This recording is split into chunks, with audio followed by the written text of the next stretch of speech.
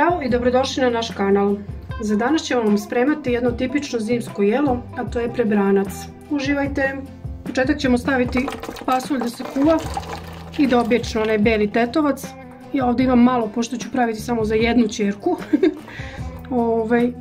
I sipati vode samo da pokrije pasulj, znači ne velika količina, prilike samo prst gore. Kuvat će se tek toliko da omekne, znači nemojte da se prekuva, nego samo da zrno postane mekše, ali da ostane celo. Znači samo ovako da pokrije malo odozgo i to kuvamo na laganoj vatri da ne gori. I evo, pasulj je polukuvan, kao što vidite voda je uvrila, zrno je ostalo cijelo, nije skroz mekano i sad idemo dalje. Za prebranac nam treba dosta luka, znači na onu količinu otprilike ide ove 4, neke malo više nego srednje glavice.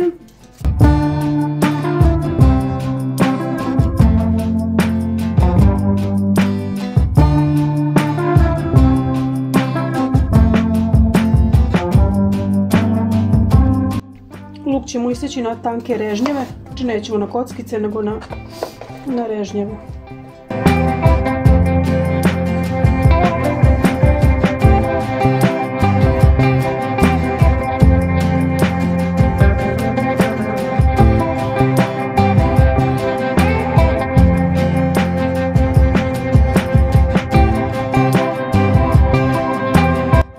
Sad ćemo da izdisnemo taj luk koji smo isekli, to ide otprilike 1 deci ulja na onu količinu pasulja.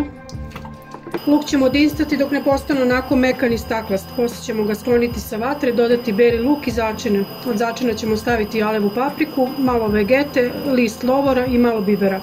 I jednu ljutanu, nije ljutanu nego ljutu crvenu papričicu. Tako da to bi bilo to. I onda naravno tutnemo u rernu.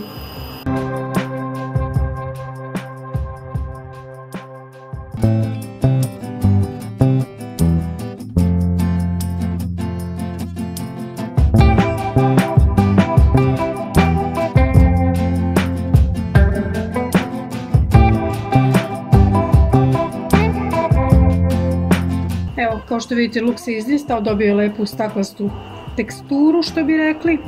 Sad ćemo da dodamo beli luk.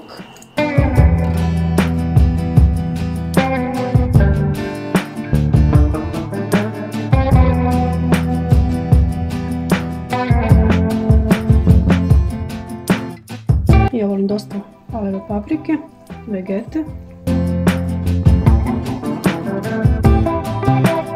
Lovorov list, naravno. To malo promešamo pa dodamo onaj pasulj koji smo skuvali.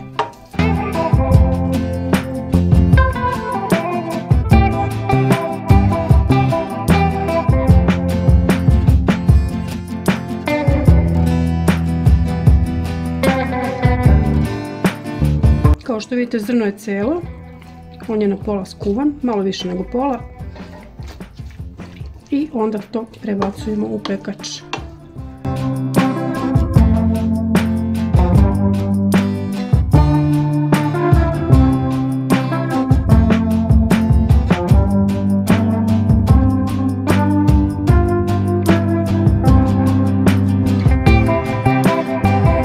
Kad prespemo ovo u posudu koju ćemo peći, naspemo malo vode samo koliko da pokrije i stavimo u rernu. Prebranac je gotov kad voda uvri.